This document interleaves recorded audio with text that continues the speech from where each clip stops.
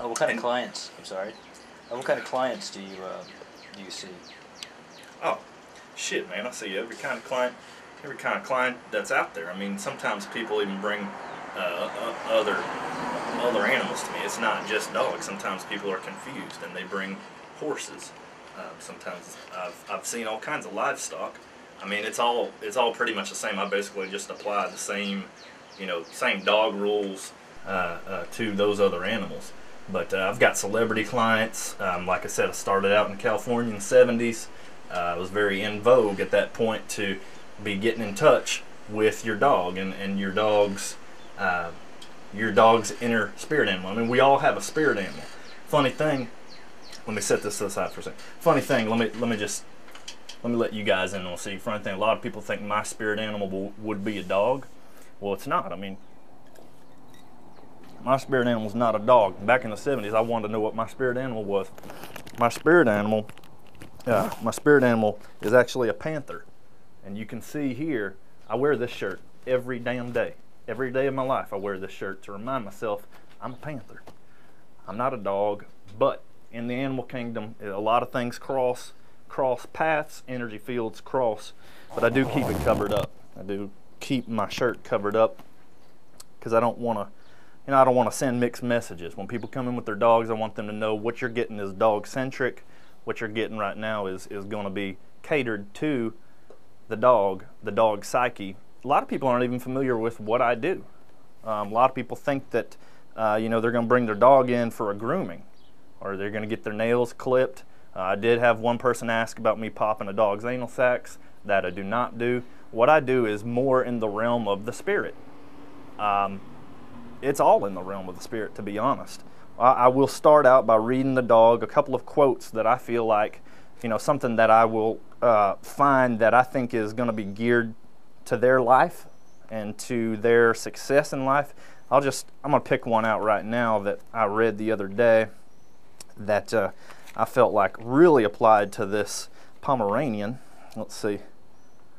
The martyrdom involved in a fortnight's entertainment of anybody whomsoever. Now that is, of course, from Henry Blake Fuller, the Chevalier of Pensieri Vani, chapter 10.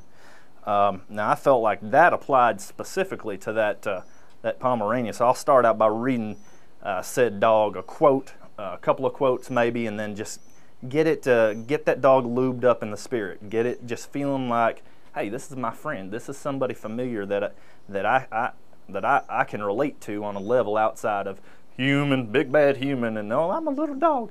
No, this is somebody that understands me as a dog and as someone with four legs. So I will start out by reading a couple of quotes. I'm always going to have some bourbon for myself. I don't ever prescribe that for the dogs. But another thing that I do, a couple things I do. We got to get the dog's chakras aligned. You got to get their chakras aligned. The best way to do that is through a little bit of noise therapy.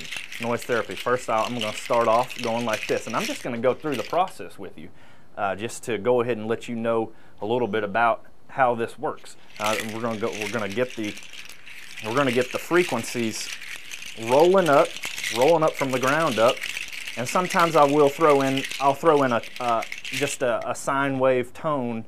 Vocal sine wave tone along with this. It's going to start out like,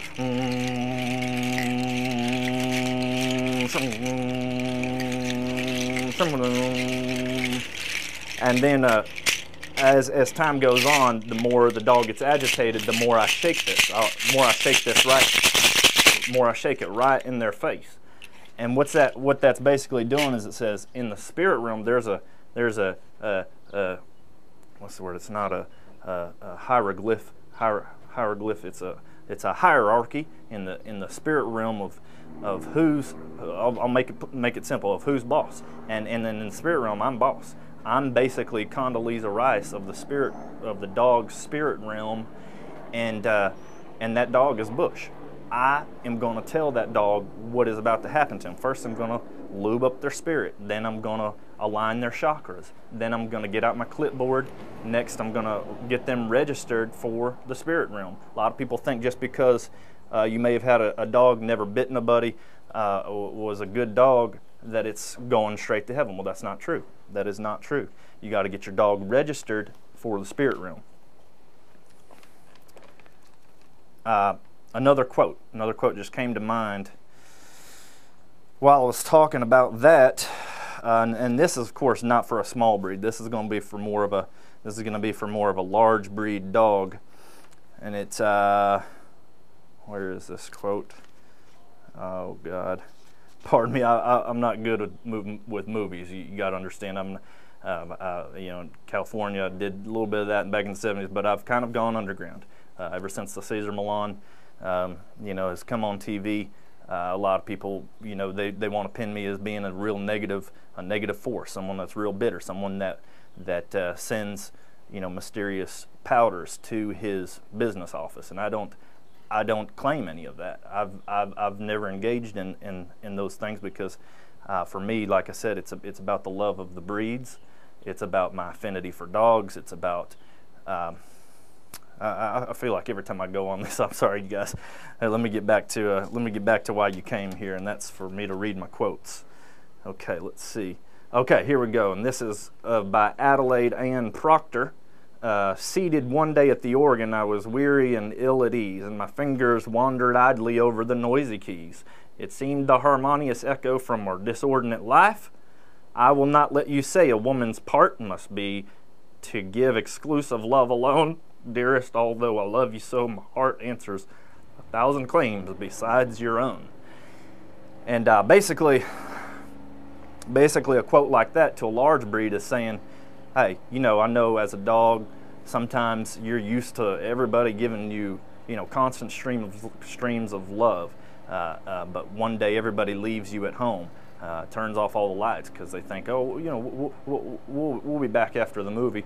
But they don't come home. Maybe they go to a friend's house, or maybe they go, they go to the store and they've forgotten you. And when they come home, at that point your spirit is dejected. But this is a reminder, this quote, that that person's love is not always exclusive. It's not always exclusive for you. Sometimes it goes. Excuse me. It's real sunny out today, and I feel like I'm going to just put my shields on because it's sunny.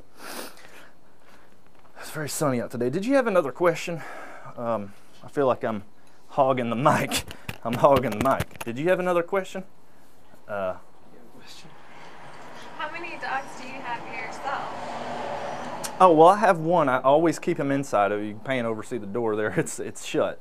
And you can see there was a dog door there. I've got that firmly closed. I always do keep that closed. I do have one dog here, and he's a good dog. I mean, he's a good dog. He doesn't really fit into my line of work so much. He's got a jealous streak is what I'd say, because he sees me, petting other dogs. He sees my hand caressing their underbelly. He sees me, talking to them and, really connecting with them on a level that even their owners don't. And I've got to tell you, he's a jealous dog. But he's a good boy. I do, like I said, I keep him inside in the closet because I don't want him out here. You can see hair all over this room. Sometimes I leave him out here, and he'll have all these blinds torn down. One time he had a hole just perfectly cut out. It was kind of a figure-8 shape that he had cut out of one of the screens here, and he had escaped. I didn't see him for a year. I did not see him for a year, but he eventually came back. I don't think anybody else wanted him. I think he's got some emotional tweaks that no one else could really deal with. And so, oh my God, oh shit, I'm sorry, you guys, there's a wasp up there. I'm deathly allergic. I'm deathly allergic to wasps.